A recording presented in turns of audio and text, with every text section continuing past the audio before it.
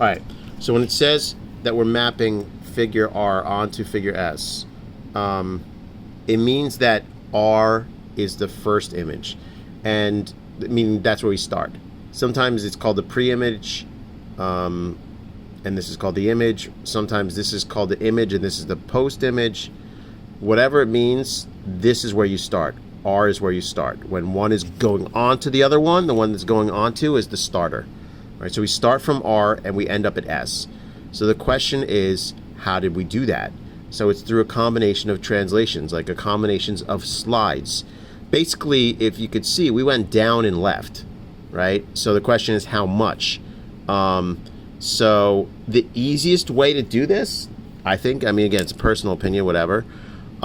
Pick a point and just basically trace it, like follow, like say, so like the top left corner. That's kind of, I think, the easiest corner, because like if you use this one, then you kind of get through these or whatever, they cross over each other.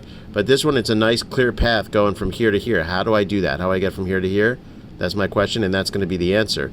So I went, well, I went, are they going to, what's going to be first, left or right? Let's see, what's first, left or right? Left, right. So we want to know how many left we went.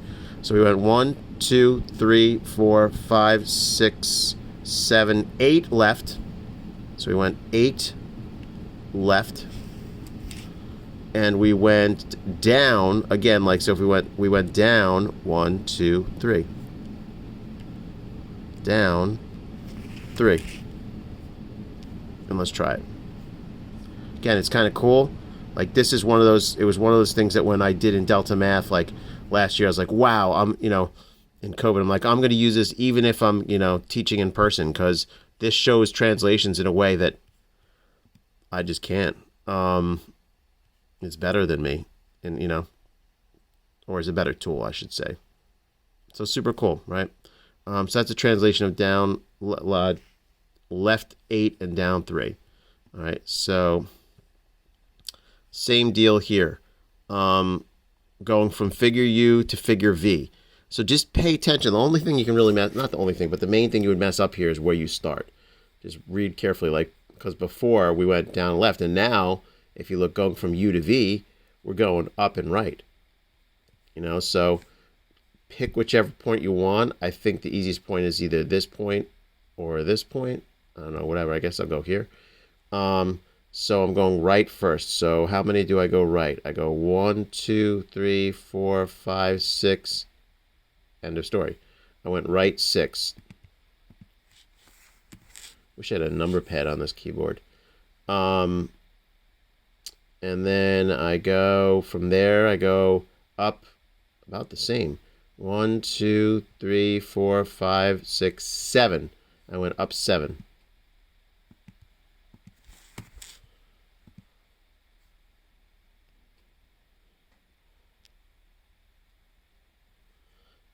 All right.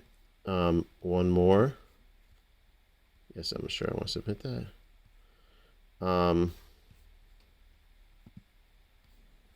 Okay. Same deal. From H to I. Again, just look carefully at which one starts with. From this to this.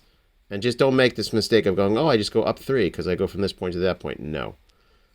I would say the ones that have the least interact, like this right here, is probably the easiest place.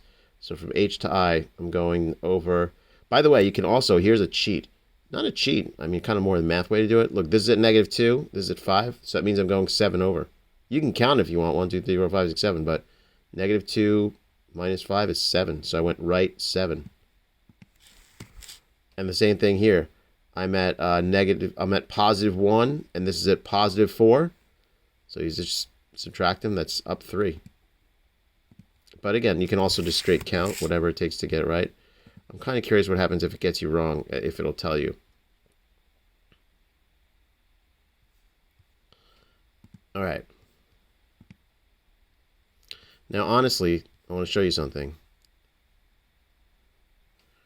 I had 2 assignments in here, but I'm so happy that your percentage was over 70%. That's the highest. Oh, I could stop.